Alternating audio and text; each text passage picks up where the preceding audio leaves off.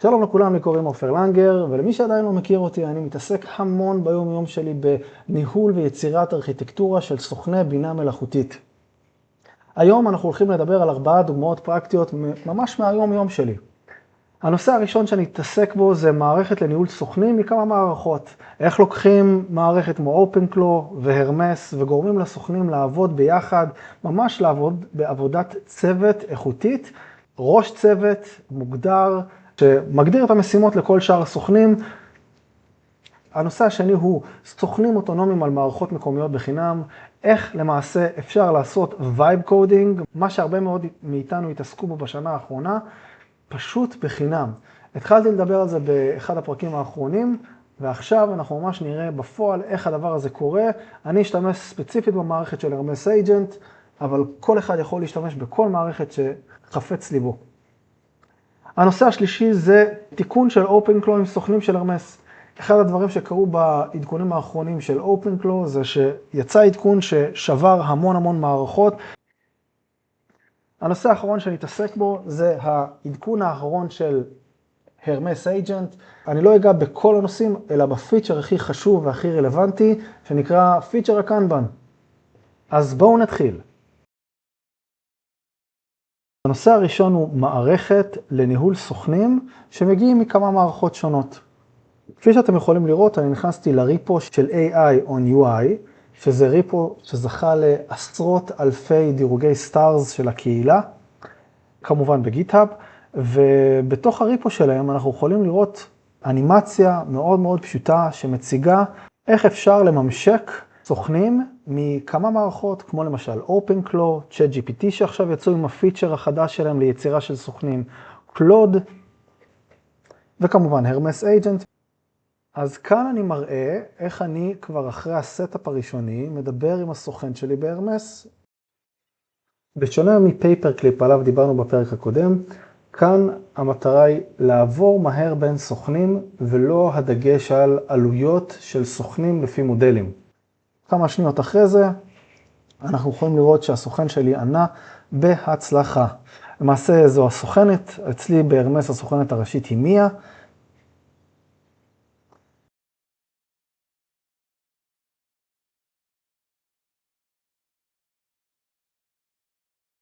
וכאן אני מפעיל את הסוכן הראשי שלי, CJ, ב-OpenClaw, שדי דומה לכל מערכת LLM שהיא, ואנחנו רואים ש-CJ עונה תוך כמה רגעים, ומה שיפה בכל הסיפור הזה, זה שאנחנו יכולים ממש ליצור צוות של סוכנים שעובדים ביחד למטרה אחת. יוצרים Team Leader אחד, שהוא יהיה, במקרה שלי, ה-Team Leader שלי הוא בהרמס, והוא מנהל את הסוכנים שחלקם סוכני הרמס, חלקם סוכני OpenClaw, ופה אני ממש מראה מאחורי הקלעים איך הקינפוג הזה נראה. הנושא השני זה איך לתת לסוכני בינה מלאכותית לעשות וייב קודינג בחינם ללא עלות עם מודל שפה מקומי. אז כאן מה שאנחנו רואים זה למעשה אפיון מלא של דיילי פלנר. סך הכל נתתי לג'מיני 5 שורות, והוא הפך את זה למסמך אפיון לדיילי פלנר. אז אני נכנס ל-LM Studio, שזו תוכנה שמאפשרת לי להשתמש במודלים מקומיים. כאן אני בעצם בוחר ב-Gemma 4. Gemma 4 זה המודל המקומי שמבוסס על Gemini 3. זה אחד המודלים המקומיים הכי חזקים היום, שמאפשר לי לעשות פשוט וייב קודינג בחינם. כאן אני משנה את ההגדרות לפי סוג המחשב שלי, והספקס הפרטניים למחשב הספציפי שלי, ומריץ את המודל המקומי. בחלון הזה אפשר לראות את ה-Developers Log, אבל אין צורך להיכנס לזה בשלב הזה.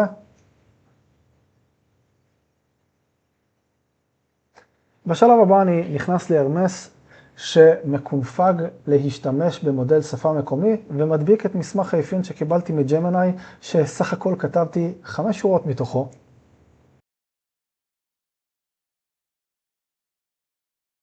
לוחץ על הרצת הפיתוח, מפעיל את הסוכן שלי,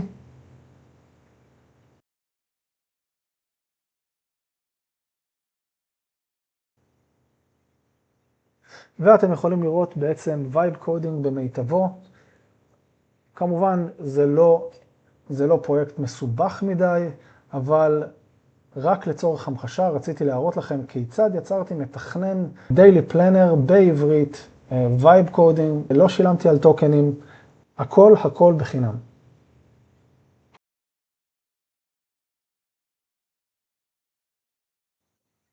אז ג'מה 4 הוא בעצם המודל המקומי שמבוסס על המוח של ג'מיני 3. ועכשיו השאלה, למה שגוגל תשחרר מודל כל כך חזק בגרסה מקומית, כשעל אותו דבר היא גובה כסף? וכאן יש עניין מאוד חשוב ומעניין. גוגל מנסה לחדור לקהל שקצת יותר קשה לה לגשת אליו, שזה הקהל של המפתחים, שאוהבים להשתמש במודלים מקומיים כשהם עובדים בסקיילים קטנים יותר. ברגע שגוגל קנתה את ליבו של אותו מפתח שהשתמש בו במודל הזה כל כך הרבה בצורה מקומית ורוצה לעבור לסקיילים גדולים יותר, שם הוא כבר יצטרך להשתמש בכוחות הסוס של גוגל בשרתים שלה בתשלום. וזו הסיבה האמיתית למה גוגל מאפשרת להשתמש במודל מקומי שהוא כל כך חזק. זוהי למעשה דלת הכניסה של גוגל לעולם שלם של מפתחים שבהמשך יהפכו להיות לקוחות משלמים. בעיניי מהלך מבריק עם חשיבה כלכלית נכונה מאחוריו.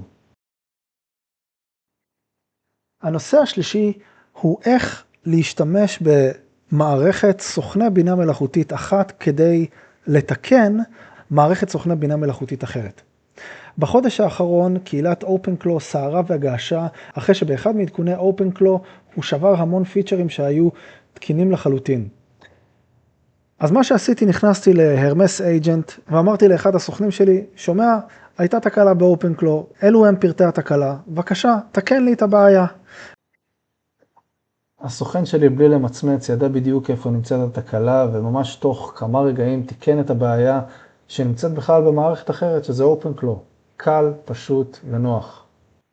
חברים יקרים, אני עושה כאן עצירה מתודית קצרה כדי להגיד לכם שאם אתם מרגישים שאתם מקבלים ערך מהסרטונים האלה, אני ממש אשמח אם תפרגנו בלייק, ויותר מכך, תגובה מילולית מפרגנת בהחלט תעזור להפיץ את הידע הזה לאנשים שבאמת צריכים אותו, ולהפוך להיות סוכנים של שינוי. תודה רבה.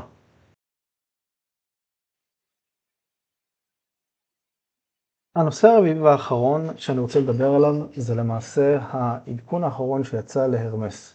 בעדכון האחרון הם הוסיפו מספר פיצ'רים, אני הולך לדבר כאן על פיצ'ר הקנבן. הממשק הירוק שאתם רואים זה הרמס המקורי, ואני משתמש כאן בעוד ממשק שהוא בצבע קצת יותר חלחל, עם חוויית משתמש הרבה יותר טובה, שזה מישהו שבעצם לקח את הממשק של הרמס ונתן לו UI ו-UX הרבה יותר מזמין ונעים לעין.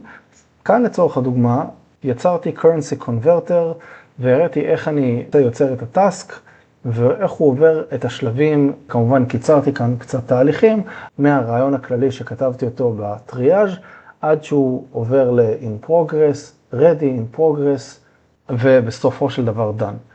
מה שנורא מעניין לראות פה זה שבתוך הממשק של הרמס המקורי אפשר לראות ממש את הסטטוס שבו נמצא הסוכן, על מה הוא עובד כרגע כדי לגרום למשימה הזאת להתבצע.